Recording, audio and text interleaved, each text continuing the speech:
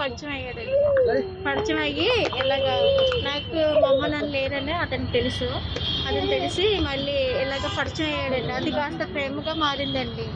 అంటే నాకు మా అమ్మ నాన్న లేక నాకు అమ్మ నాన్నగా చూసుకుంటున్నాడని నేను ఇష్టపడ్డాను సార్. అంతకుముందు వేరే ఎఫెక్ట్ ఏం లేదు సార్. నాకు అతన్ని ఇష్టపడ్డాను. ఇష్టపడి నన్ను పెళ్లి చేసుకున్నాడు సార్. 2022లో జనవరి 28 నన్ను పెళ్లి చేసుకున్నాను సార్. 28న చేసుకుని సార్ నాకు జూలై నెలలో నాకు పాప పడింది సార్ కడుపులో. పడ్డాక మళ్ళీ అప్పటి నుంచి ఇలా మరదలు ఫోన్ చేసి చెప్పింది సార్ నాకు ఇలాగా పెళ్ళి అయింది అతనికి అది ఇది అనుకుని. నాకు తెలియదు సార్, అది నాకు చెప్పలేదు, నాకు తెలియదు సార్. ఇప్పుడు ఏమంటున్నాడంటే నేను చెప్పాను నీకు, చెప్పి చేసుకున్నా అంటే చెప్పి ఎవరు చేసుకుంటాను సార్. నేను నెలకి 1,00,000 రూపాయలు సంపాదించేదాన్ని నేను ఎలా చేసుకుంటాను సార్. అతను నేను నా జీవితం అంతా నాశనం చేస్తాడు సార్. వాళ్ళేమో ప్రెగ్నెంట్ టైంలో వచ్చి కొట్టేశారు నన్ను. 7th మంత్ వచ్చి వాళ్ళ కావాలి కూడా వచ్చి నన్ను కొట్టేశారు అందరూ. ఆయన కూడా జాబ్ సార్. జాబ్లోనే పరిచయం మధు అండి సార్.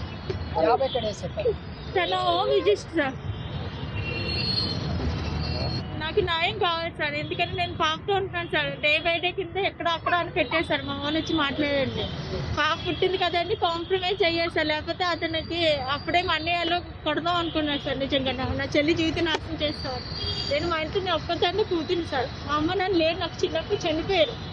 నన్ను ఇంతవరకు మోసం చేసిన అతను పిల్లలు కన్నాడు. అతనికి ముందు భార్య సూసైడ్ చేసుకుని చనిపోయిందంటే నాకు వాళ్ళు చెప్పారండి. మా అత్త మామ చెప్పారండి. సూసైడ్ అయితే ఈమెతో రిలేషన్లో ఉన్నారండి. ఆమె సూసైడ్ చేసుకుని చనిపోయిందంటే ఏమితో ఉంటుండే.